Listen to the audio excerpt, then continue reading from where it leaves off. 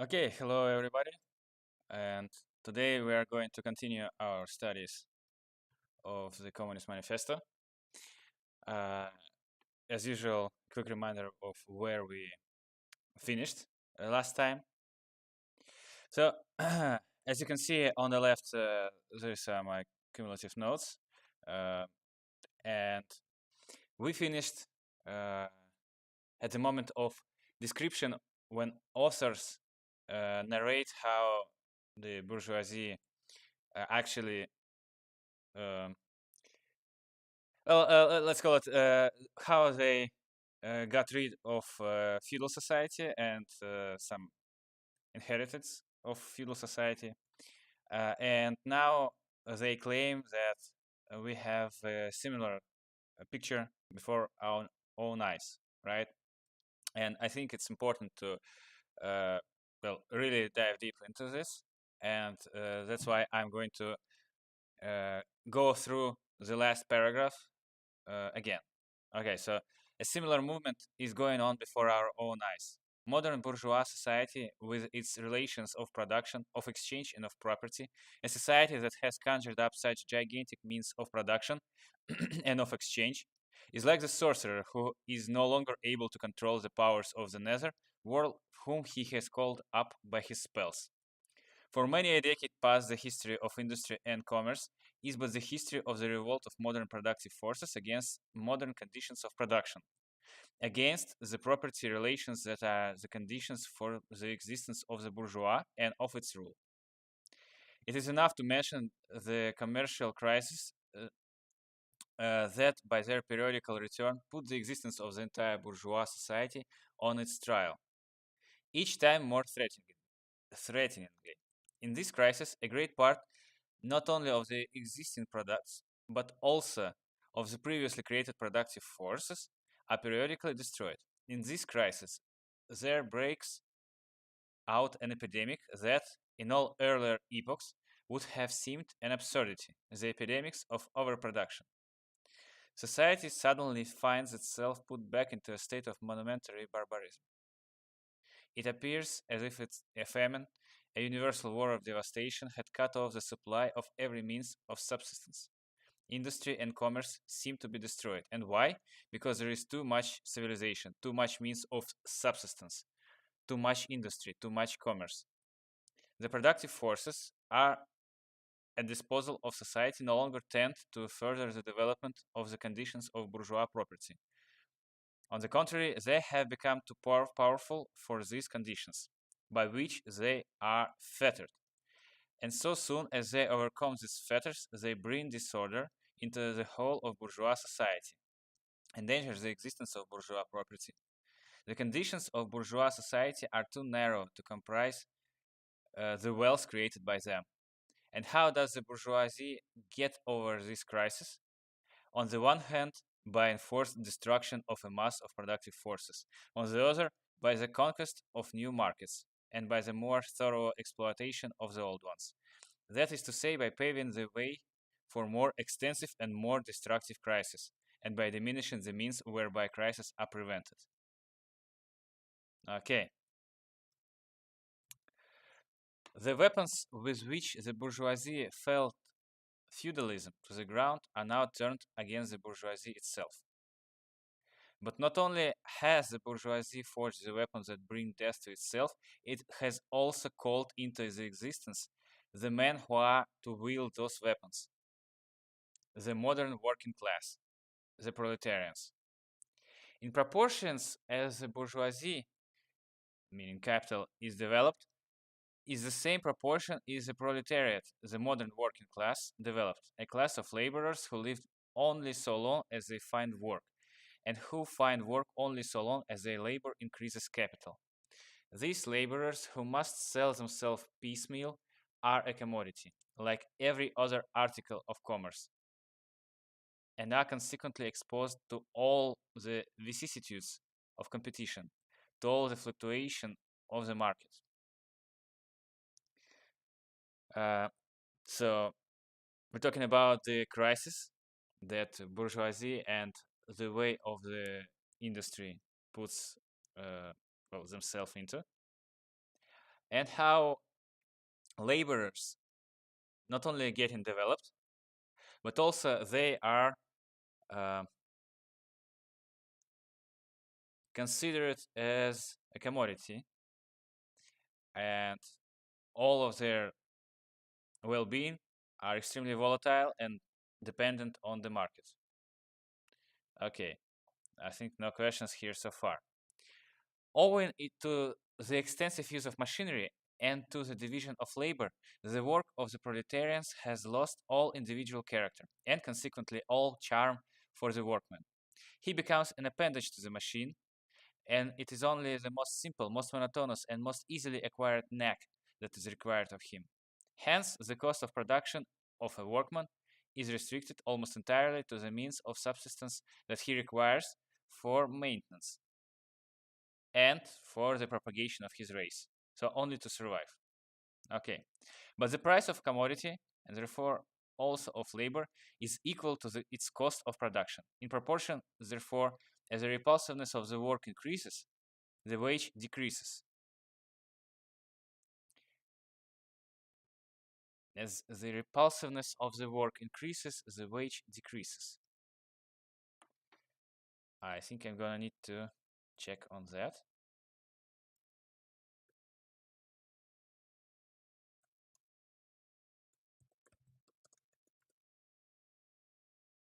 Because the feeling of strong dislike or disgust. Okay, so I'm not mistaken here. So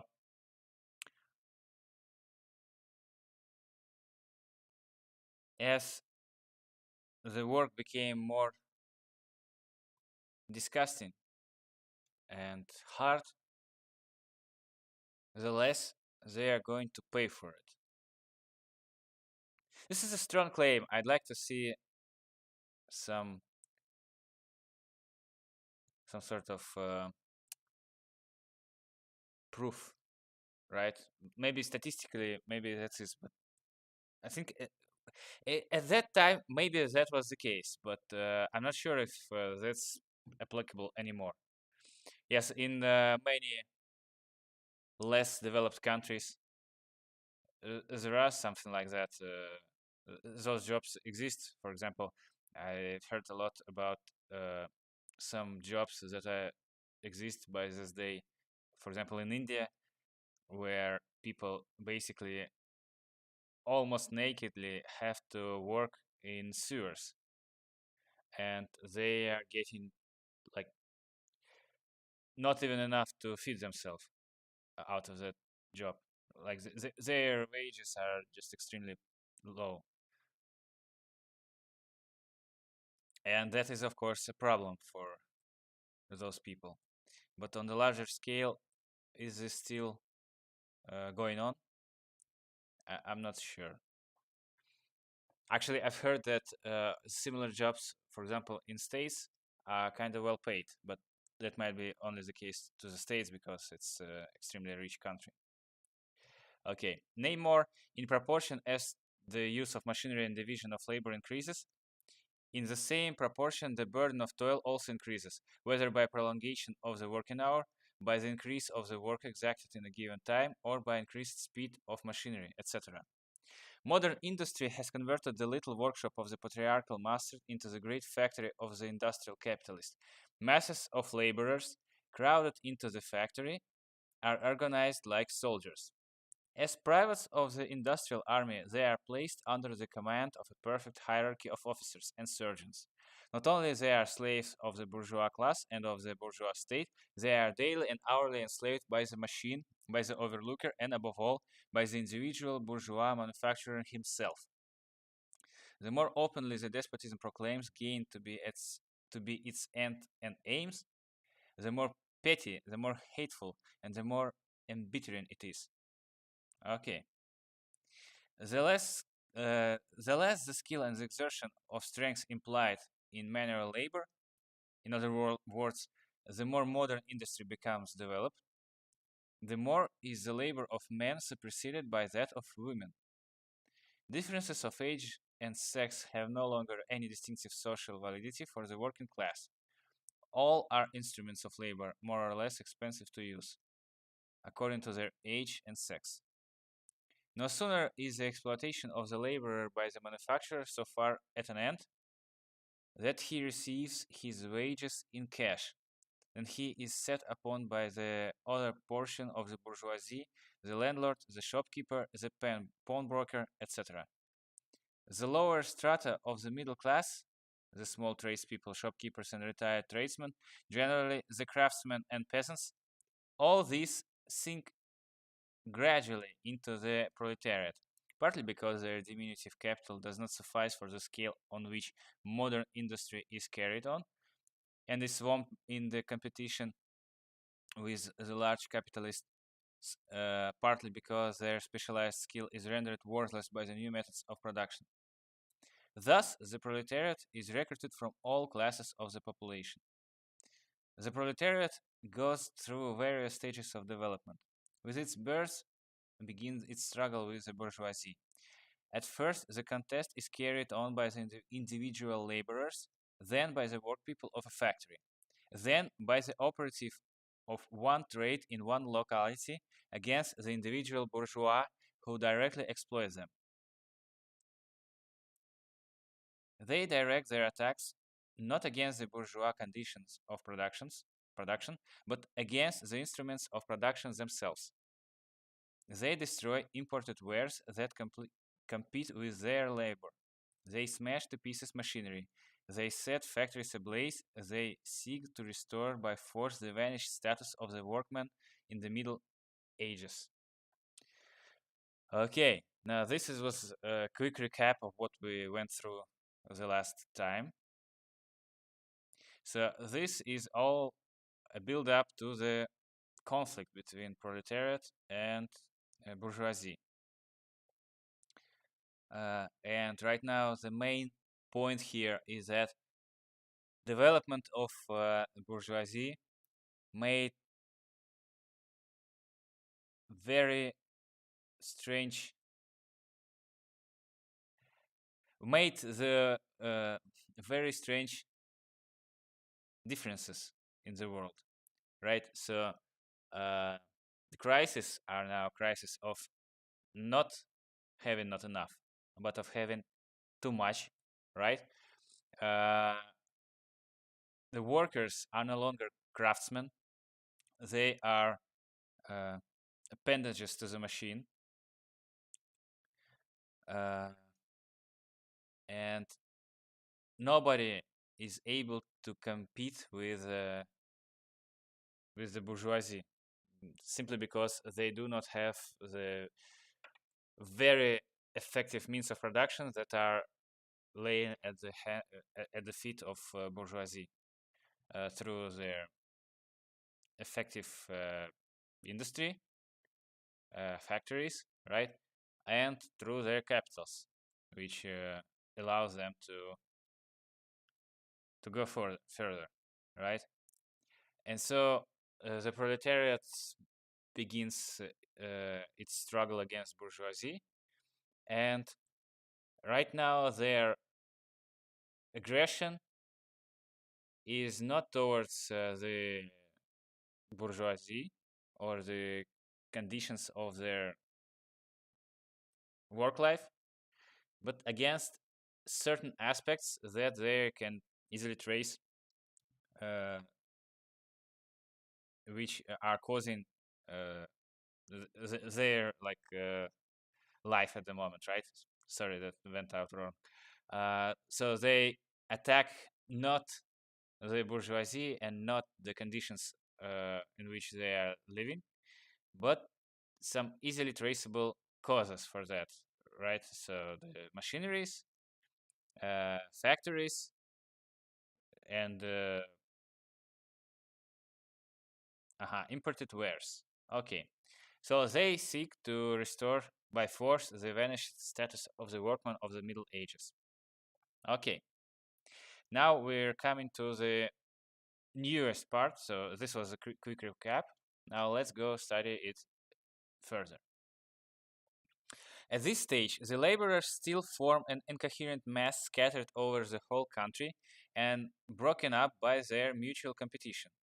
If anywhere they unite to form more compact bodies, this is not yet consequence of their own active union, but of the union of the bourgeoisie, which class, in order to attain its own political ends, is compelled to set the whole proletariat in motion, and is moreover yet for a time able to do so.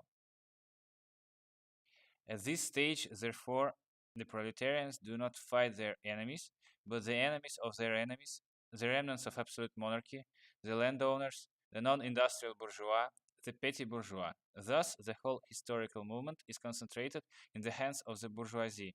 Every victory so obtained is a victory for the bourgeoisie. Okay, so this is an example of divide and conquer. But with development of industry, the proletariat not only increases in number, it becomes concentrated in greater masses. Its strength grows, and it feels that strength more. The various interests and conditions of life within the ranks of the proletariat are more and more equalized, in proportion as machinery obliterates all distinctions of labor and nearly everywhere reduces wages to the same low level. The growing competition among the bourgeois and the resulting commercial crisis make the wages of the workers ever more fluctuating. The increasing improvement of machinery, ever more rapidly developing, makes their livelihood more and more precarious. The collisions between individual workmen and individual bourgeois take more and more the character of collisions between two classes. Thereupon, the workers begin to form combinations, trades unions, against the bourgeois. They clubbed together in order to keep up the rate of wages. They found permanent associations in order to make provision beforehand for these occasional revolts. Here and there, the contests breaks out into riots. Mhm. So, with the development of industry, proletariat develops not only like it became more fleshed out, but it increased in numbers.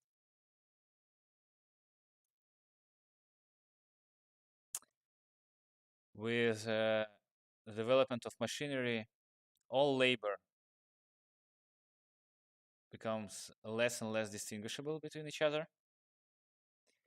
Their wages, the wages of the working man, became ever more lower,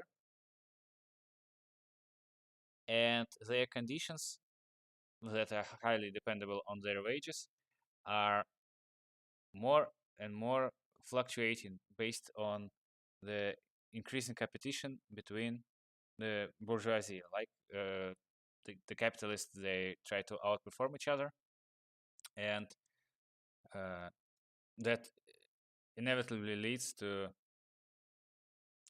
either some factories go bankrupt, I meant some bourgeoisie go bankrupt and close their factories, or some another optimization got to take place, and by optimization, it's worsening. It means the worsening of the working conditions, either by prolonging the hours or by lowering the wages, right?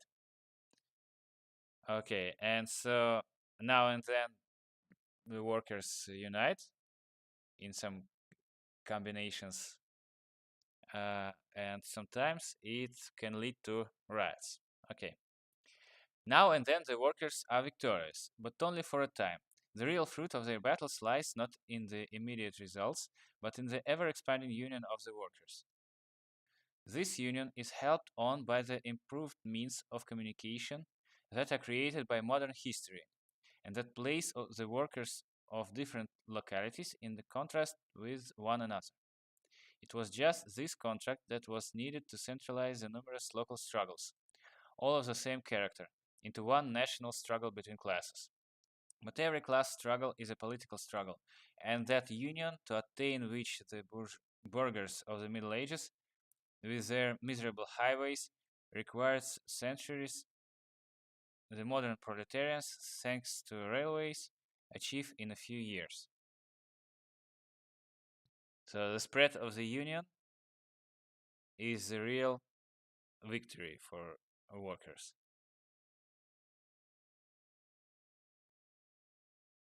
Mm-hmm. Sorry, I think I misread. Uh, contact with one another.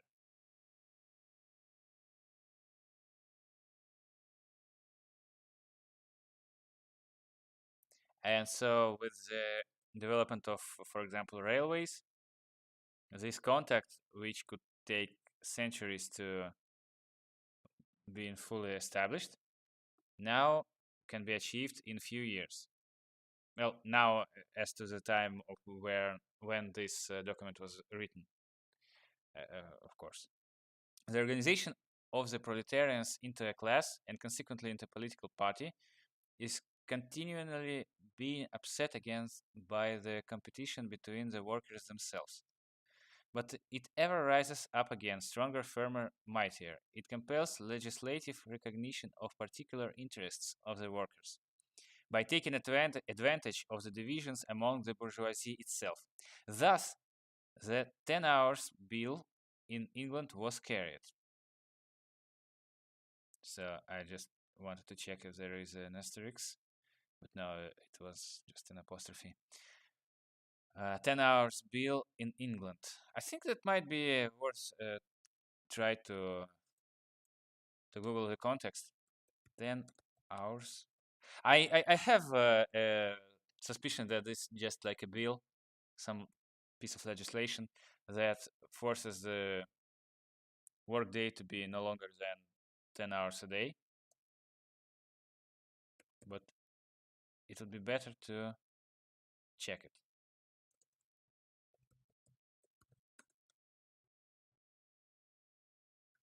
Mm-hmm.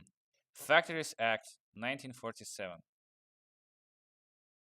also known as 10-Hour Act, was a United Kingdom Act of Parliament which restricted the working hours of women and young persons in textile mills to 10 hours per day. Okay, so this is some sort of win, yes.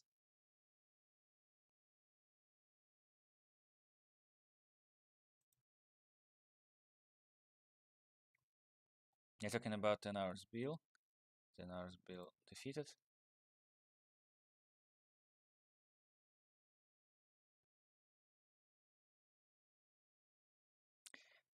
Uh-huh. Okay, so this is a quote. Mm. And in 1947, the 10-Hour Act is passed. I think the date when this... it's better not to think of it too much, just check.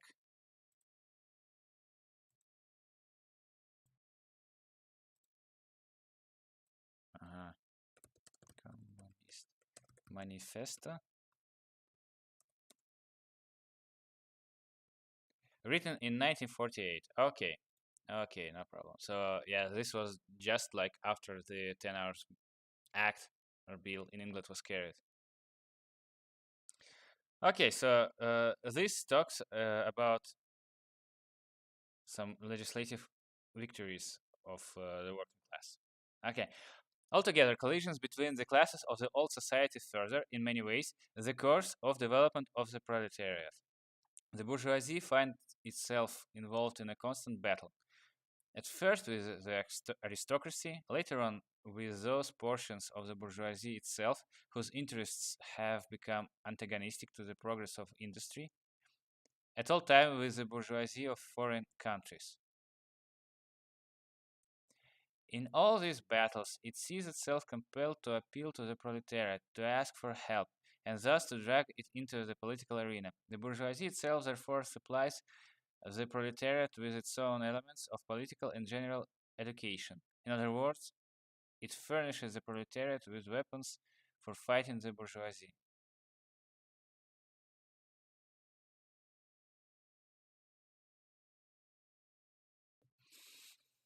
Okay, this would benefit from some concrete examples. But I can see this happening. Yes, this well, by no means I do not claim to be an expert in history, but I can see that this is definitely possible that this happened. My only idea is that I'm not really comfortable with defining bourgeoisie as a united class because of this phrase that bourgeoisie have to fight with itself, either with some more antagonistically, uh, either with other bourgeoisie who are more or less antagonistically looking at the whatever is happening is here in here, or with bourgeoisie of the foreign countries. So not so much of the union, rather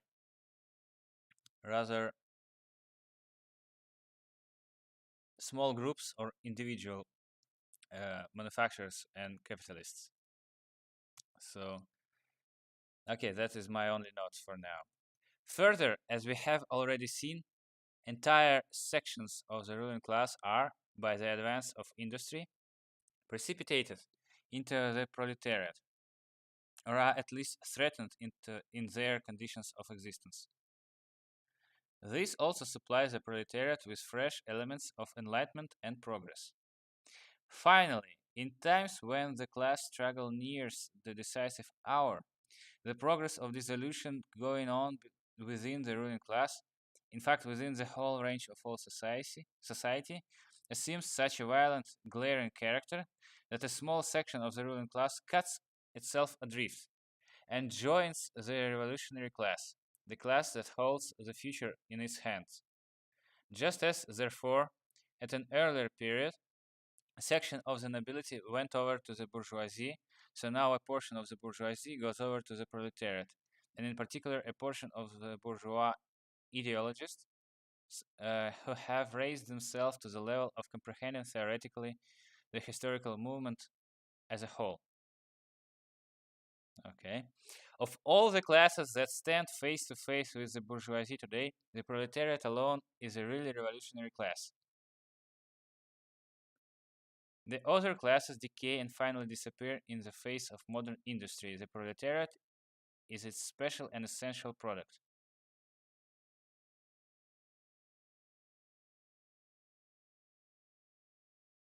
The lower middle class, the small manufacturer, the shopkeeper, the artisan, the peasant, all these fight against the bourgeoisie to save from extinction their existence as fractions of the middle class.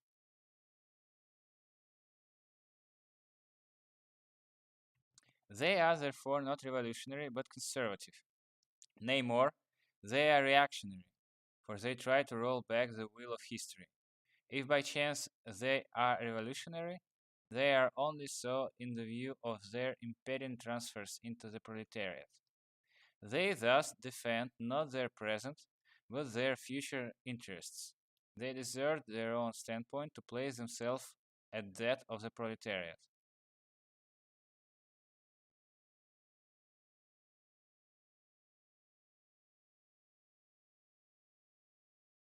Mm-hmm. Mm-hmm.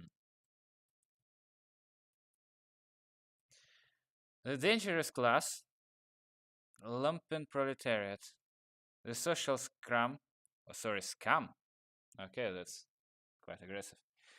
That passively rotting mass thrown off by the lowest layers of the old society may here and there be swept into the movement by proletarian revolution. Its conditions of life, however, prepare it far more for the part of a bribed tool of reactionary intrigue. In the condition of the proletariat, those of old society at large are already virtually swamped.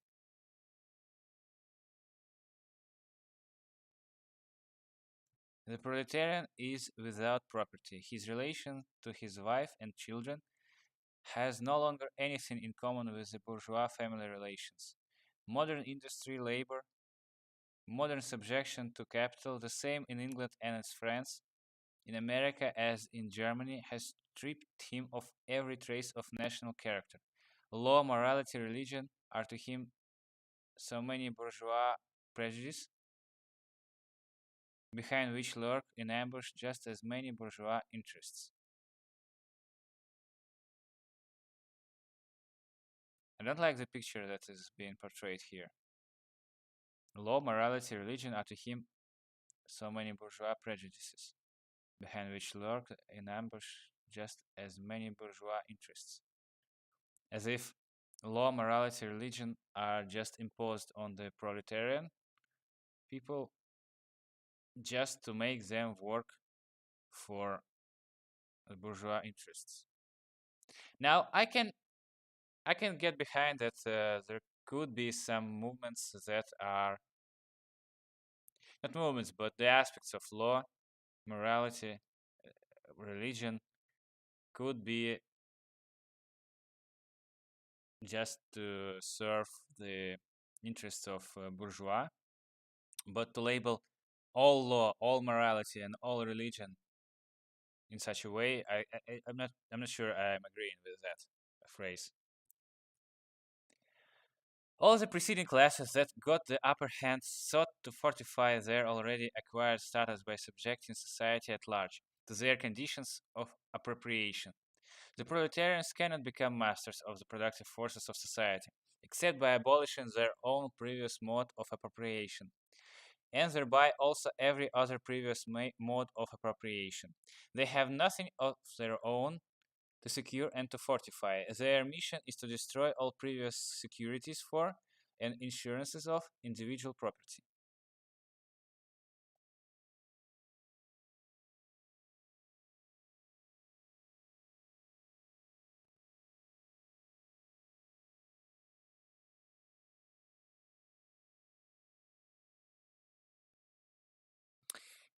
They cannot become masters of the productive forces of society except by abolishing their own previous mode of appropriation.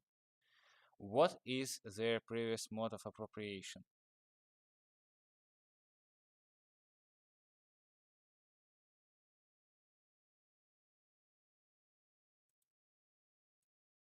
When your question in doubt, always refer to Google.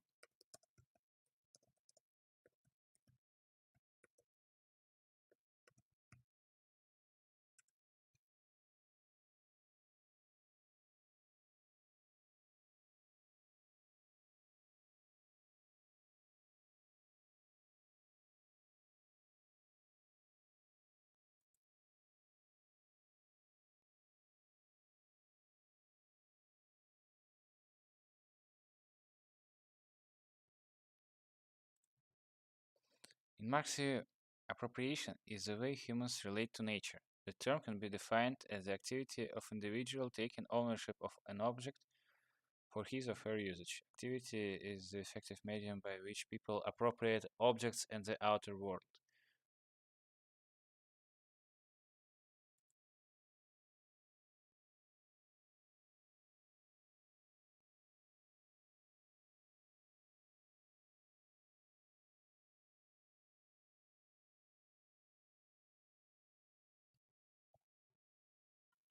Okay, maybe we will see some more explanation on what they mean later in text. They have nothing of their own to secure and to fortify. Their mission is to destroy all previous securities for and insurances of individual property. Aha.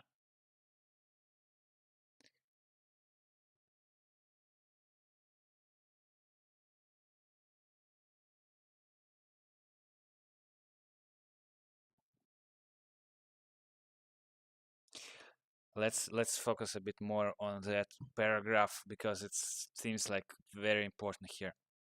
All the preceding classes that got the upper hand sought to fortify their already acquired status by subjecting society at large to their conditions of appropriation. So the way how they get things to be their own, the way they did it, they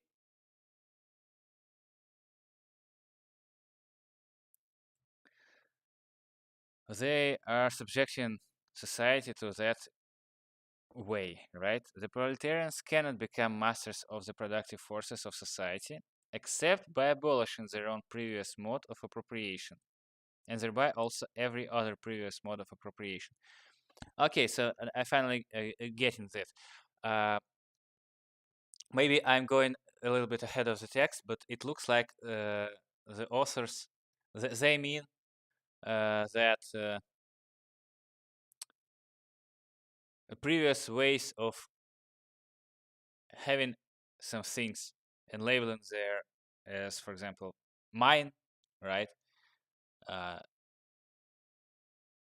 all of those, for example, if you go to the store and buy something, and you can, since you paid for this item, and sometimes you get the receipt, sometimes you even get some document on that, maybe insurance in some way. Uh, all of this is the ways with which you can claim this particular thing to be yours, right? So you acquired that thing. And now the authors try to say that it has to be different from now on. And even they proposing to get what exactly to get, right? So uh, destroy all previous securities for individual property. All previous historical movements were movements of minorities, or in the interests of minorities. The proletarian movement is the self-conscious, independent movement of the immense majority, in the interest of the immense majority.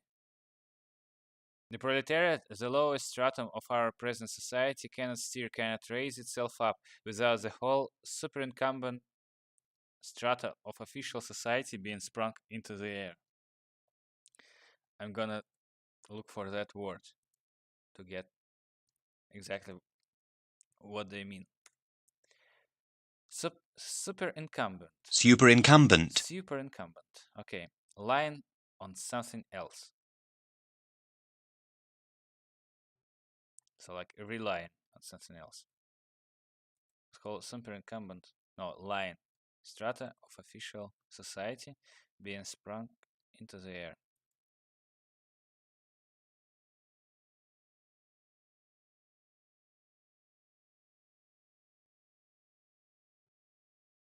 So they cannot raise without raising all of the strata of official society.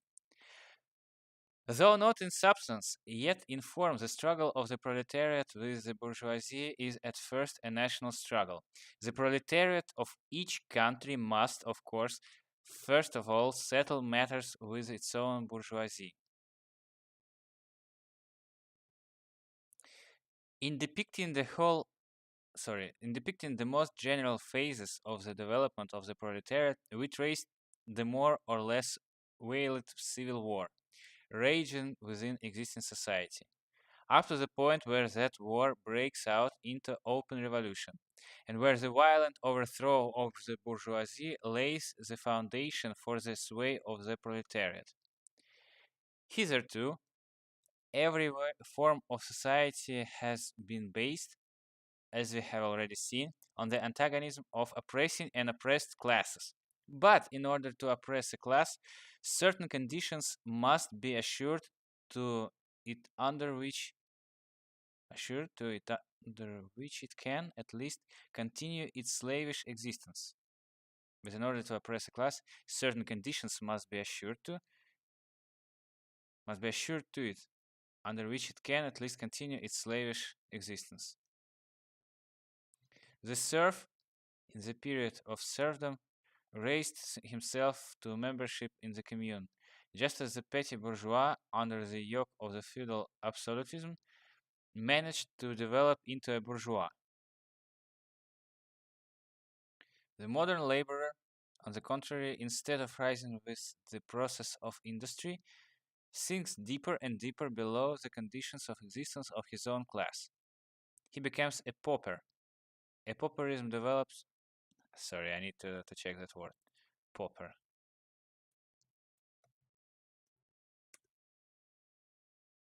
A very poor person. Okay. He becomes a pauper. And pauperism develops more rapidly than population and wealth. And here it becomes evident that the bourgeoisie is unfit any longer to be the ruling class in society and to impose its conditions of existence upon society as an overriding law. It is unfit to rule because it is incompetent to assure an existence to its slave within his slavery, because it cannot help letting him sink into such a state that it has to feed him instead of being fed by him. Society can no longer live under the bourgeoisie. In other words, its existence is no longer compatible with society.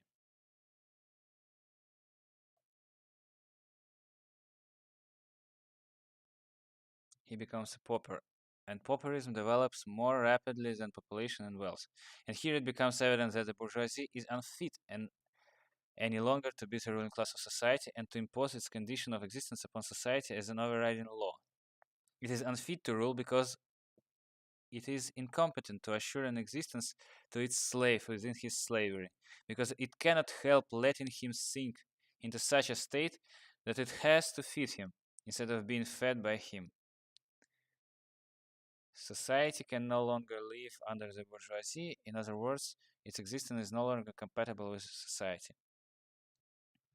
The essential conditions for the existence and for the sway of the bourgeois class is the formation and augmentation of the capital. The condition for capital is wage labor. Wage labor rests exclusively on competition between the laborers. The advance of the industry, whose involuntary promoter is the bourgeoisie, replaces the isolation of the laborers due to completion by the revolutionary combination due to association. The development of the modern industry, therefore, cuts from under its feet the very foundation on which the bourgeoisie produces and appropriates products. What the bourgeoisie therefore produces, above all, are its own grave diggers.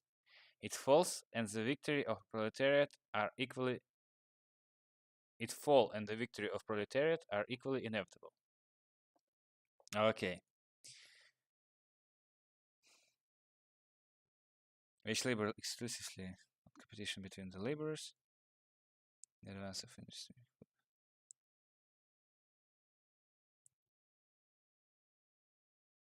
Okay.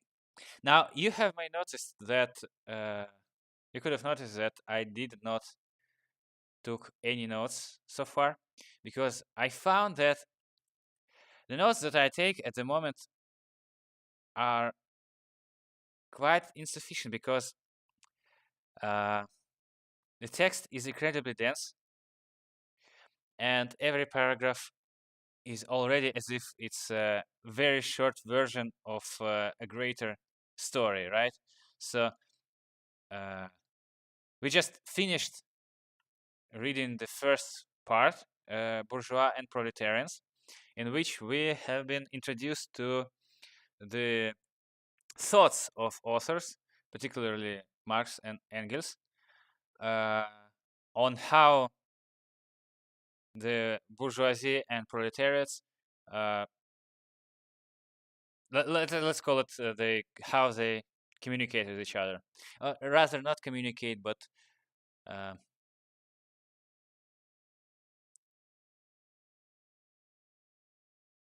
how they have to work with each other, right? What are their communications? Okay, let's stick with that word for the lack of the better one at the moment. The whole this is a very dense and at times very hard to read chapter. I can, even though it is absolutely not the same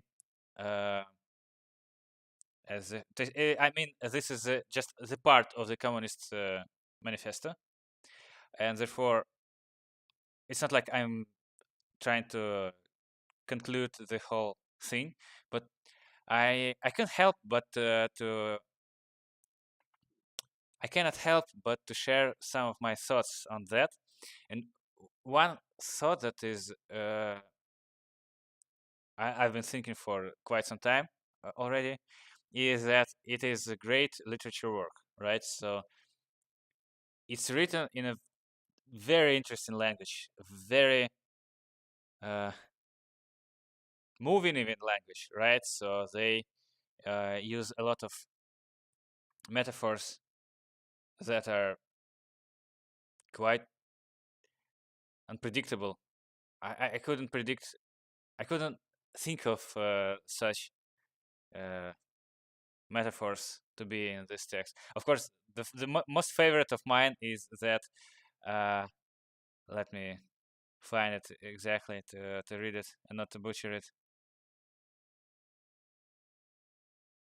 Uh, the one when, oh yeah, I find it. All that is solid melts into air. All that is holy is profaned, and man is at last compelled to face with sober senses his real conditions of life and his relations with his kind. That is a very powerful phrase. I love it. I absolutely love it. I love it because it's not exactly. It's not. Uh, this phrase is not uniquely fits to this particular context, right? So it's not only about proletarians and bourgeoisie. It's I think at some point you everyone might find him or herself to be in such conditions that all that is solid in your life on which you might rely upon is melted into the air, and everything that you held to be holy is profaned and lost in such way uh, that you cannot consider it to be holy anymore. And you are compelled to sober up and to face the reality of your life, the reality of conditions of your life. Where are you exactly in this world? Not geographically, but like in the hierarchy and whatnot. And what and exactly hierarchy, because it's also part of the relations with his kind, with the kind of the person, right? It might mean the the relations with friends and family. It might mean the relations within the hierarchy, like local hierarchy, for example, on your job, right? When you finally realize that you are not making any career in your place where you work, but rather you're just a small tool that can be easily replaced, and no one gonna break uh,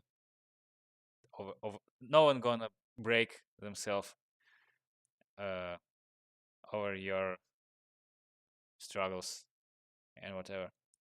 And when you sober up, so to speak, and face this, this is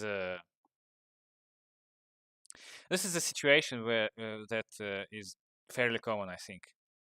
Nonetheless, the phrase is just beautiful. Okay, so the next part, called the proletarians and communists, this is more politically agitated part, I suspect, because it introduces the main characters of this manifesto. Remember, it's called the Communist Manifesto, and here we are going to finally talk about the communists themselves, right? But before we go there, I think it's I'd like to find some conclusion to the first part, and this is what I'm going to do at the moment. So I don't really want to try to rush it today and to go to and try to finish up this document as fast as I can. I'd rather to stay for a bit to pay a little bit more attention to the whole document and to try to make to have an imprint in my brain on what was said here, because this is a historically extremely powerful document and I'd like to understand it a bit more. So what I'm going to do is to just try to find some summary that is might be available online. Hmm.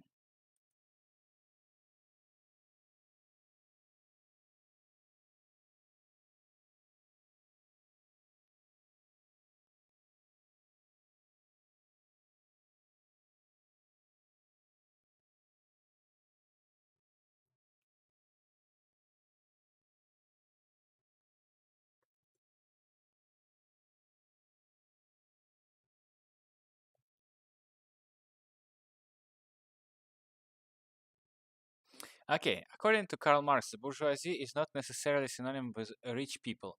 It is certainly true that many members of the bourgeoisie, both in Marx's time and today, were and are wealthy because of their ability to profit from the labor of others, but it is control rather than wealth that is the defining feature of Marx's bourgeoisie. Members of the bourgeoisie, according to Marx, have the following characteristics. They own part of the means of productions, like a factory. They employ members of the proletariat to produce goods. They retain the vast majority of the profits of their workers' labor. They pay their workers' wages in exchange for the goods that they produce. They are far less numerous than the proletariat. They contribute little to or no work to the production of goods.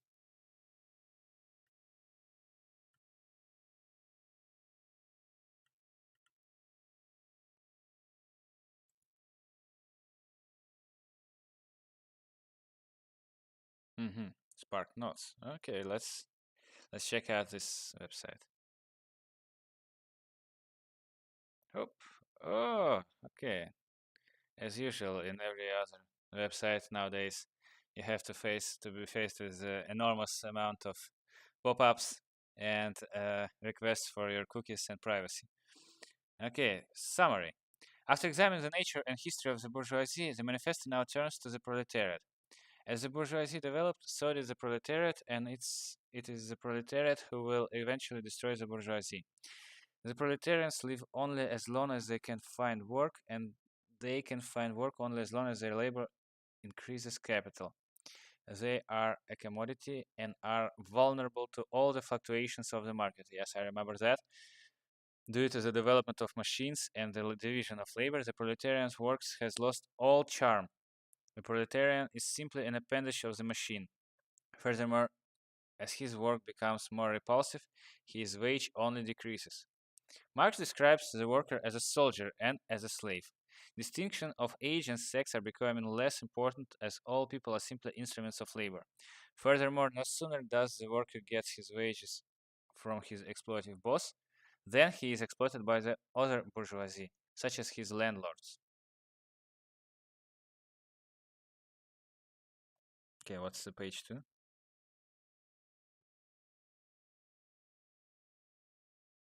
Mhm. The proletarian struggle is first and foremost a national struggle. Marx writes that he has traced the proletariat's development through a civil war, up to the point of open revolution and the violent overthrow of the bourgeoisie. Until now, every society has been based on class oppression. In order for the class to be able to be oppressed, however, its slavish existence must be sustainable, held steady. In contrast, laborers in modern industrial society are continually suffering a deterioration of their status. They become poorer and poorer. The bourgeoisie and thus are thus unfit to rule because they cannot guarantee an existence to its slave within its slavery. Thus, with the development of modern industry, the bourgeoisie produces its own grave diggers. It falls, and the victory of its fall and the victory of the proletariat are equally inevitable. Okay, that is solid, very solid notes. Very short, and I like that. They also seem to have study guide, which is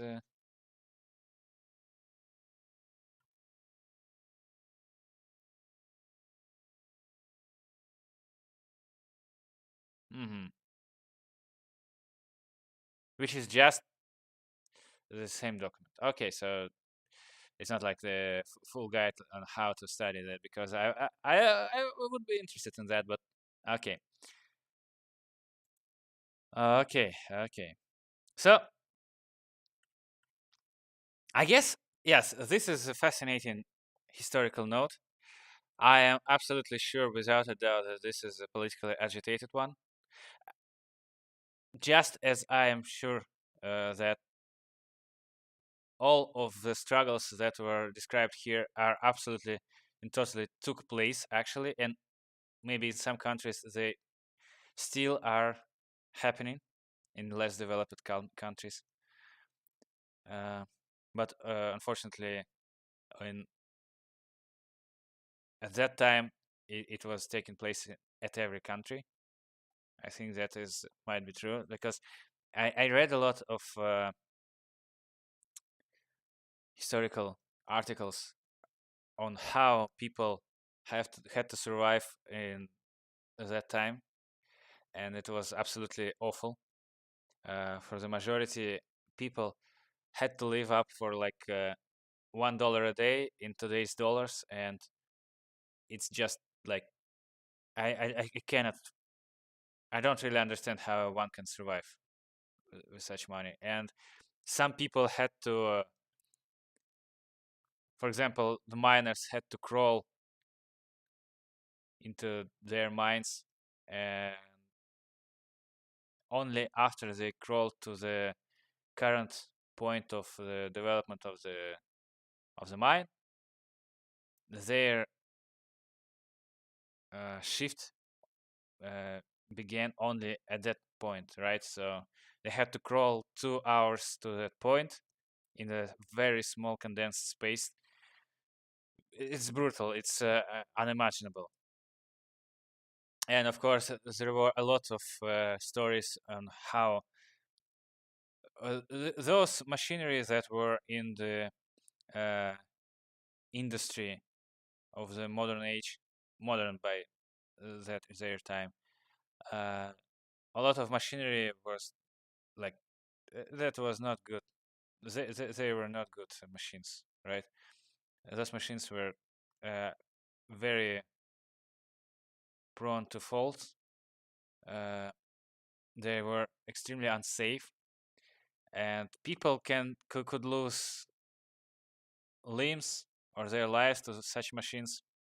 I had absolutely no or little to no insurance, right? So okay, they lost a hand to the machine, and since they couldn't be able to operate this machine anymore, they also lost the job, right? So this is this actually took place. So yes, I think I think we might need to spend another session with this part of the text, probably after we will go through the whole document, because I don't really like to hurry through my studies. But at now, uh, right now, I think we're done here. So thank you for watching, and we'll see you sometime soon.